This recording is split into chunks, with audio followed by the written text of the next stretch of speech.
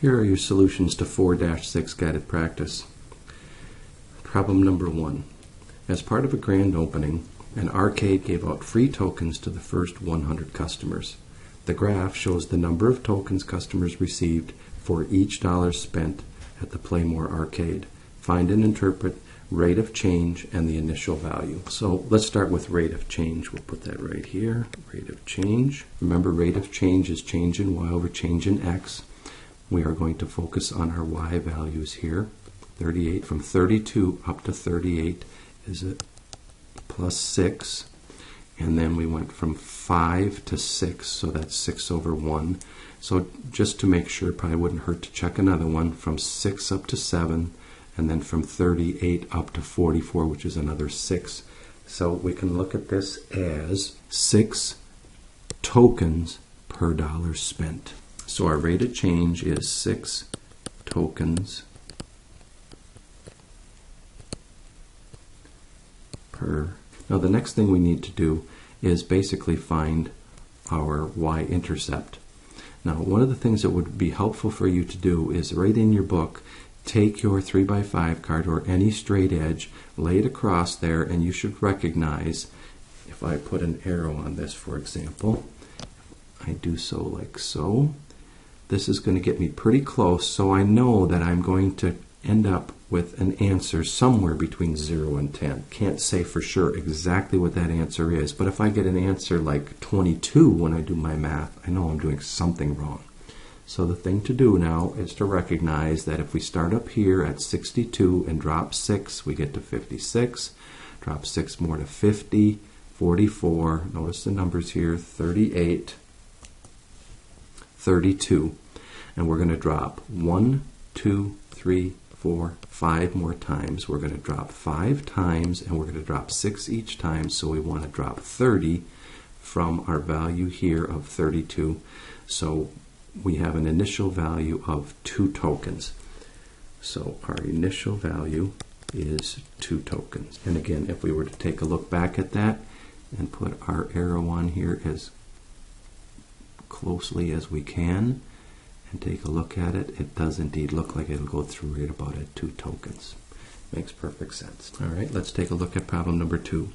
A historic museum charges a rental fee of $2 per hour for an audio tour guide.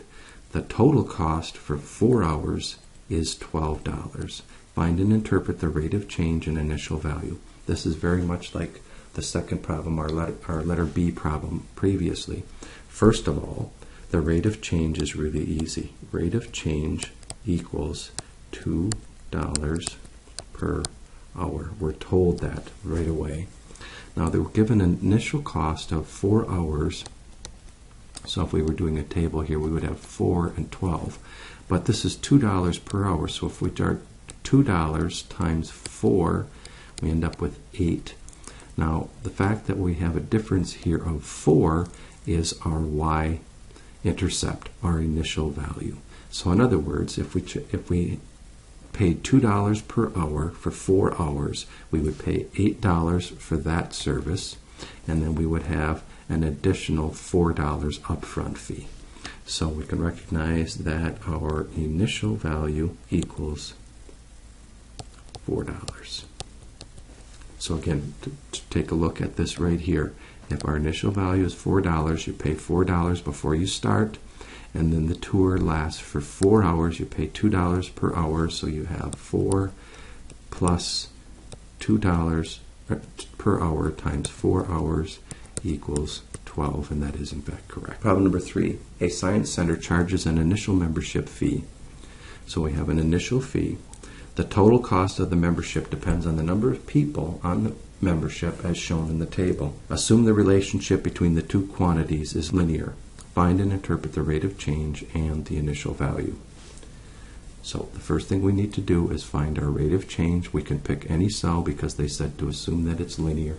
So I think a nice easy one to go with would be right here, because we can find the difference between 95 and 80 quite simply. That's a plus 15, and the difference between 3 and 4 is a plus 1.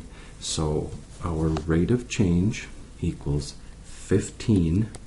Since it's over 1, we won't say that, but it's $15 per number of people.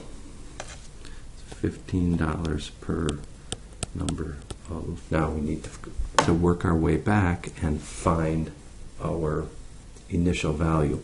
Because we're so close to 0 here, I think it's probably easiest to just make the table at 2. Right here would be 2. We're going to place 1 right here because I didn't need quite this many spaces, and 0 here.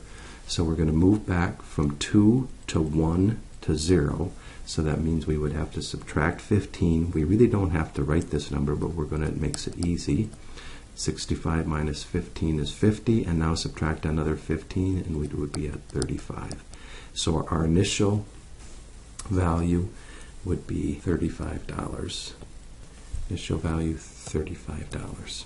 And lastly, let's look at number 4, building on the essential question. How is the initial value of a function represented in a table and in a graph? This is a really easy question to answer. In a graph, it's in a graph. It is represented by the value where the line crosses the y-axis. So in other words, the y-intercept. And in a table, it is represented by the point where we have an x value of 0. Because think about it, that is what this represents. This point right here, if we're looking at this point here, represents a value. Let's say this is 3 here at this point. On that y value, it would neither be left nor right, so it's 0 and then up to 3. So an x value of 0 is the definition of a y-intercept. So in a table, it's when x equals 0, and in a graph, it's where the where the line crosses the y-axis, the y-intercept. Please do independent practice.